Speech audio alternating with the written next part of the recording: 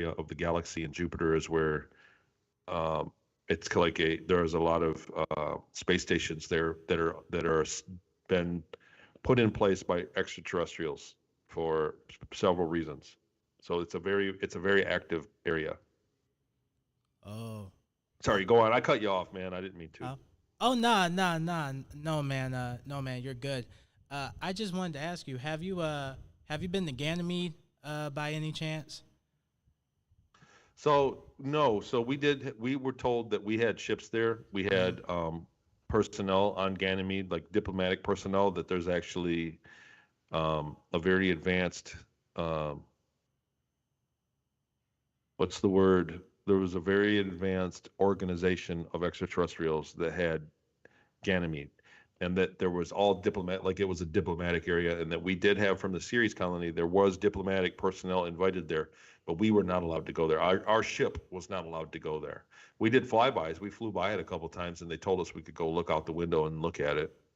Um, I think it was around Saturn we did Enceladus. We did a flyby with it had all the geysers going off, and I stayed at my post to try to earn extra credit, and I regretted that because everybody made fun of me for months after that, saying how stupid I was because all the geyser when we flew through the geyser, it was the most beautiful thing they'd ever seen, and that's why I went on and made sure to see that when the geyser on Ceres was going off. We flew over the geyser in the Okator crater in Ceres, and I took time away from my post and went up and saw that.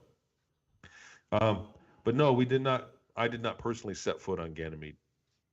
Okay, that's cool. Um, I'm sorry because I know you told the story again, but it turned out I wasn't recording when this happened. I was recording on OBS, but I wasn't recording when this happened. So can you quickly just go over the red light district thing and you know that Oh, from that's quite I'm a so bit. I'm so sorry. I'm so sorry. No, that's okay. Yeah, I guess where do you want me to pick up at? Yeah, you can pick up, you got lost and you came across these two, ET looking things. So I was told by a member of the crew to make sure I saw the red light district, and at the end of the day, before I was running, I went there, and I got lost badly, and I lost where the train station was, and when I did stop to ask people for help, they told me that they were civilians, that I was military. They weren't supposed to talk. They could get in trouble for talking to me, to leave them alone. And so I had nobody to talk to ask for directions on how to get out of there. I wanted to find the nearest train station. And I really had no idea of where I was going back to. Like I got out of there from my hangar. I thought there was only one hangar to go back to, that I would look on the train map and see hangar. And that's not the case. There was actually several around the planet. But I saw two ETs that were in military uniform, and so I walked up to them for help and asked them if they could direct me. And they looked at me and said I was a slave. What was I doing there? And I had no. How did I even get there without money? And one of them was angry, and I said, no, I've got money. And I pulled into my pocket and pulled out what I had, and they beat beat me up and took it from me. They you know I got mugged, basically. I got mugged by ETs in the red light district on Ceres. So no one's ever going to say that twice.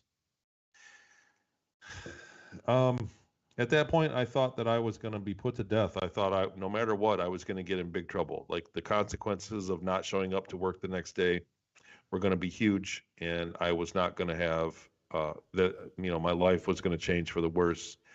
And I remember I sat there with a nosebleed and broke into tears on the sidewalk. It really wasn't a sidewalk, but like up against the wall.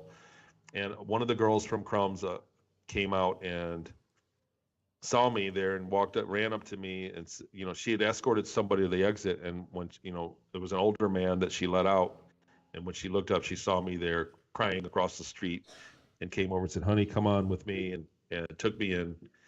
And I borrowed money from them. They called the police because I didn't know where I was going to go, and they recognized the insignia on my arm and gave me the right gates to go to and told me where the train was.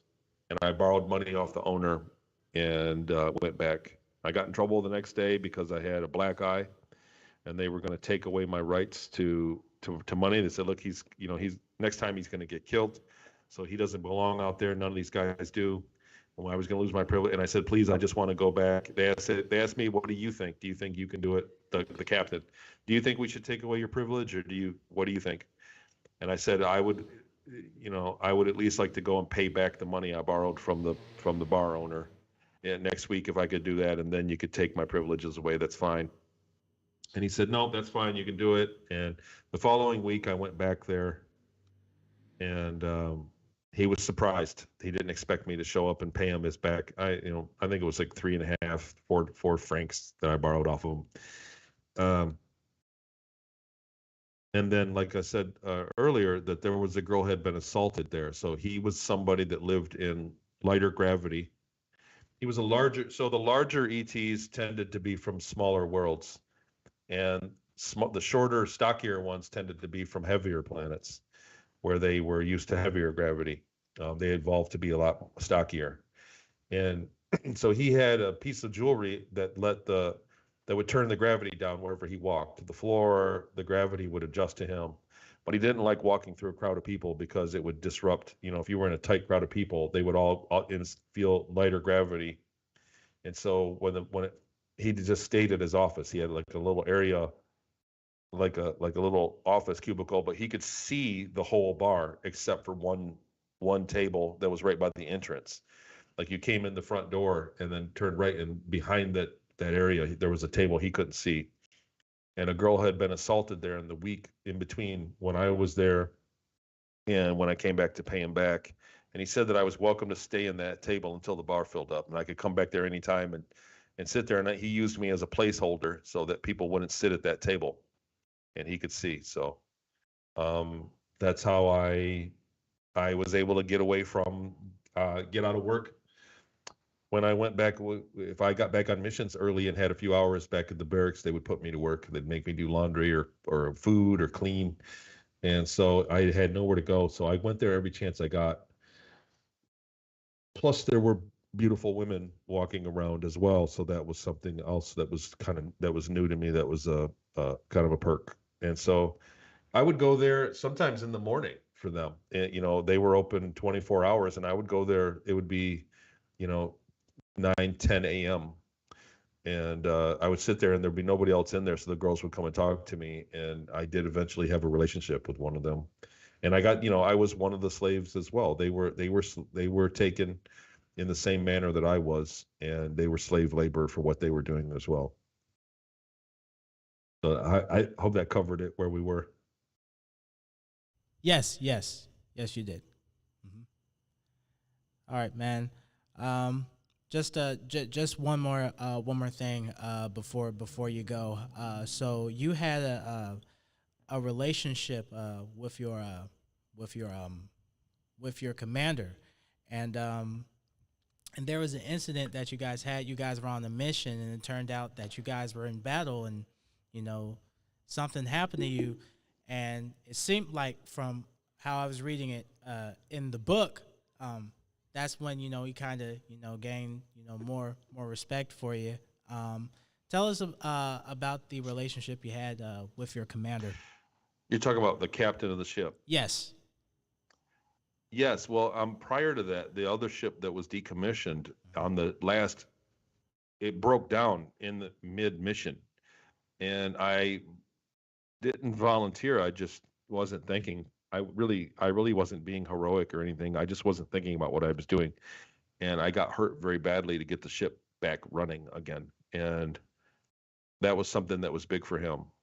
They have their whole culture of, they really preached atheism to us, that there wasn't any kind of deity. You're on your own and you're going to die and that's it. And there was atheism, but the command secretly had their own religion where they did believe in a creator God. And they had a very strict set of, I guess, beliefs about the soul and how how destiny works. And he said that there were certain people that their behavior identified them as a certain types of destiny. And that because of what I'd done, the circumstances around what I had done, he said, people in the past people that his religion had known in the past in history that did the same thing went on to do great things. And so he said, if I wasn't a slave, a clone or slave, whatever they called me, that I would actually be invited into their religion. That they, it was like a fraternity. And so he would give me slight favor. And sometimes after the meetings, he would have me sit and talk with him. Not often, half dozen times, but we would sit and talk, and he would ask me how I was. And we were, I think if the roles were different, if he and I were both coworkers in the same situation, we would end up being friends. Like if you worked at Amazon with 5,000 other people, you'd get into your clique of friends that you'd get along with. And it was one of those situations where he just happened to be the captain and I was a slave engineer, cargo engineer. But we got along really good. And I had a lot of respect for him, and he treated me good. He stuck up for me when he could. He couldn't give me any favoritism openly, but he did when he could. He did what he could for me. And I don't know. It was just neat. You know what? I'll say this, and I've never said this before. This not because you specifically asked about this subject matter. It was because of him that I really didn't see. It was because of him that I didn't see the whole thing as completely evil. If that makes sense. Like the entire organization had slave labor. They were stealing. They were warlike. They were doing terrible things, and not very advanced culture as far as we're concerned, not very enlightened. They were very selfish, very self-centered, service to self. But because of him and my relationship with him and how he treated me, he let me know what it was like on the other side of the fence that I was behind. And it was because of that it's not that I'm sympathetic for them. I think they're very wrong about a lot of things. I think slave labor or forced labor is self-defeating in a way. I think that, you can't just judge people strictly on performance, that people have a destiny, and, that there are intangible things that everybody has. There are gifts, intangible gifts that every single human has, no matter what, even if they have, mentally deficient, they still have other gifts. They have other things that we all benefit from. And forced labor and slavery, their culture is one that cuts off all those gifts for people that they deem inferior. But he was a person, and there were people there that were people. They were humans. You can't hold everybody I can easily sum this up in our times modern day right now. What are we at? March 28th, 22. There's a war going on in Europe, and people on both sides of that war are great people, are good people. Do you get what I mean? Like, one country isn't just purely evil. It's just their leaders. It's a situation. And I think the situation with Ceres Colony is the same thing. Like, those people, there were people there. He was a person that was living in, with inhuman responsibilities. He was living under a rule set that was not dictated by the Ceres Colony. The Germans broke away and they aligned themselves with the Orion Group, which are headed up by reptilians that have a very different culture, and they regard humans as a lesser species. And so they adopted that rule set. And I'm not painting them as the victim, and I hate to get away from sounding like I got some kind of Stockholm syndrome, but I don't revere everything as good or bad. I'm a great guy most of the time. Sometimes I do stupid stuff and I look like a bad guy. And the species, ET species, are like that as well across the board. Some of them are very selfish and they just regard humans as lesser mistakenly. But they have their own gifts, I guess. So my relationship with him really opened my eyes to that, and it really stopped me from hating all of them, because I had a lot, and even into my youth, when I got back, when I didn't even know why, I had a lot of anger in my young years, and I didn't understand why until I got my memories back, and I was able to really kind of deal with it. So. All right, man. Interesting stuff, man. Really good stuff. I would like to thank you for coming on. We got to have you have you on again. I'd love to. You know what? I want to say this week somebody out there made a cut up. So I did interviews on Gaia. I want to kind of plug a few things, but I did an interview on for Cosmic Disclosure show on Gaia, and I've worked with a lot of people, like thousands of people over time. I don't know if you got to go. I'll try to do this quick. No. That's why I was trying to. And I would like to keep you here more because I didn't press the go live thing that was on YouTube, but to respect your time, I didn't want to go. Well, I just want to say this. I don't know who's listening. I always anticipate that there are people that are listening that are very skeptical, and it would be weird if there weren't skeptics. If people didn't hear my story for the first time and not be skeptical, it'd be weird. Like you should be skeptical. But most of the time I do an interview, it's a few thousand people. Some of them get up 100,000, 60,000 people. Those are big audiences for me.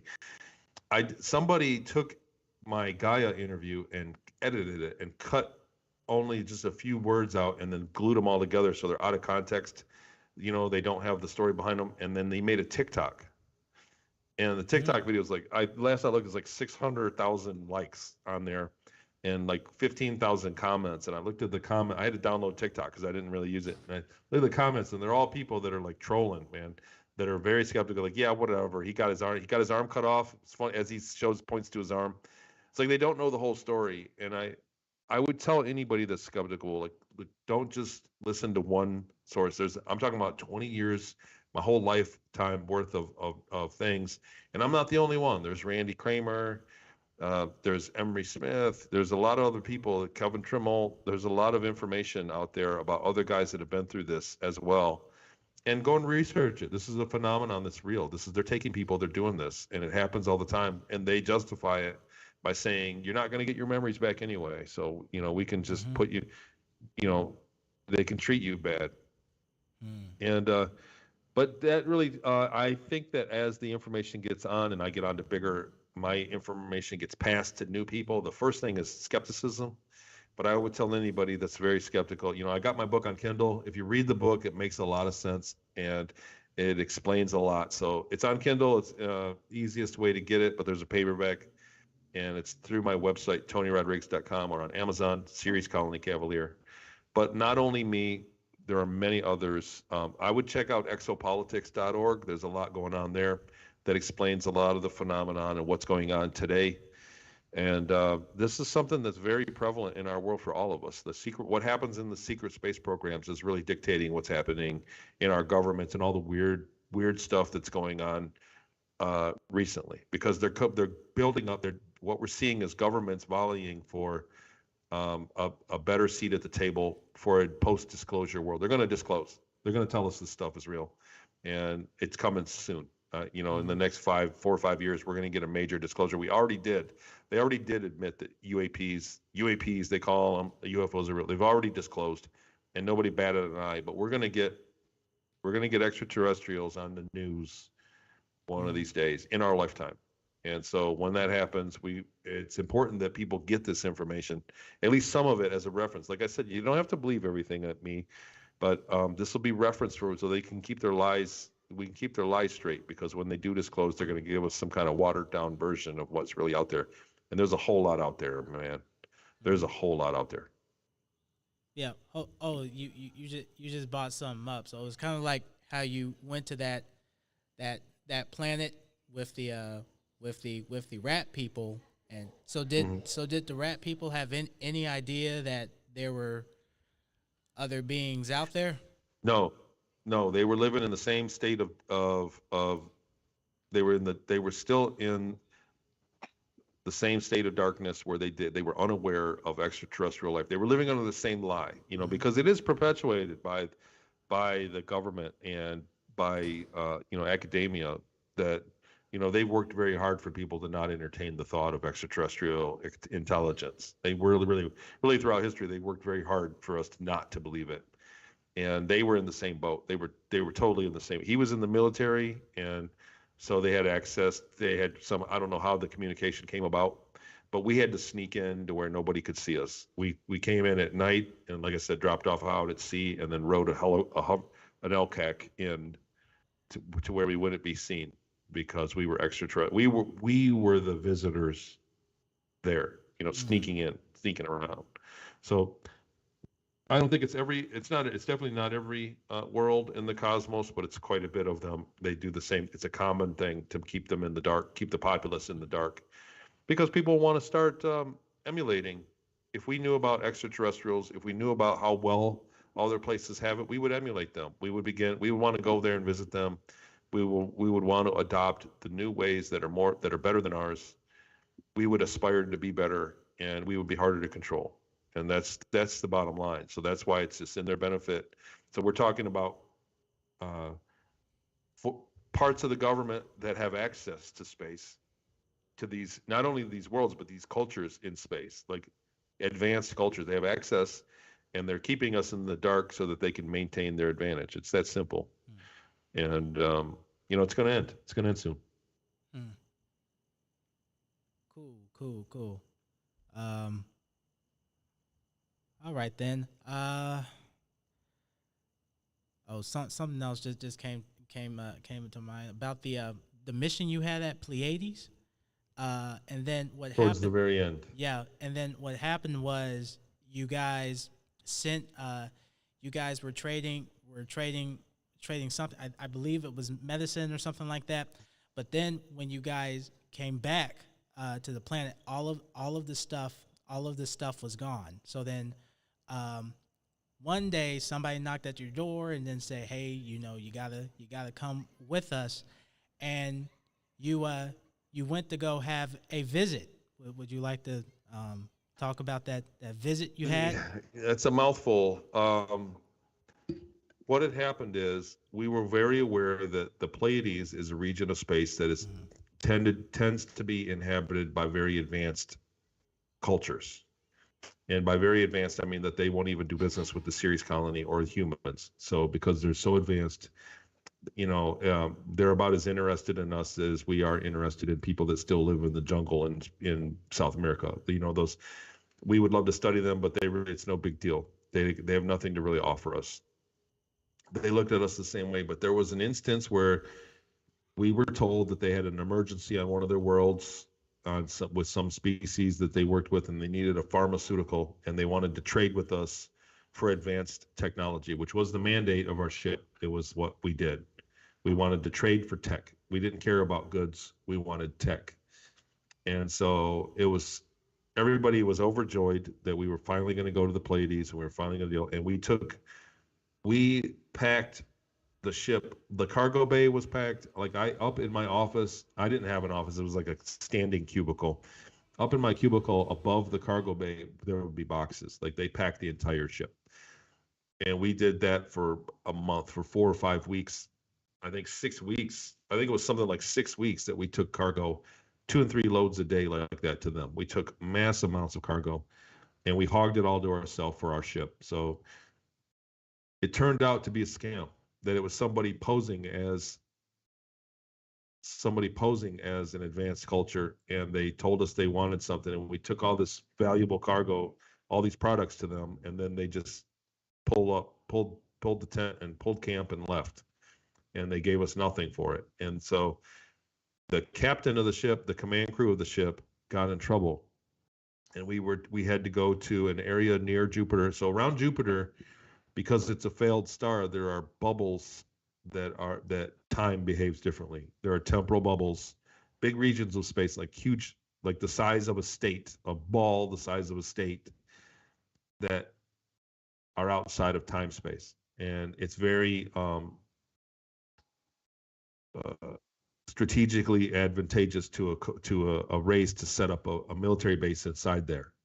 And there was a reptilian base inside one of these temporal bubbles, and we went there. We were called there, and the captain and the crew, the whole command crew, and they brought us along as fodder, so that if they were going to randomly kill 1 or 2 of us, that they padded the numbers. So they brought myself and other guys like me along. So that there would be a better chance of one of us getting killed, and rather than only the 5 ranking commanding officers.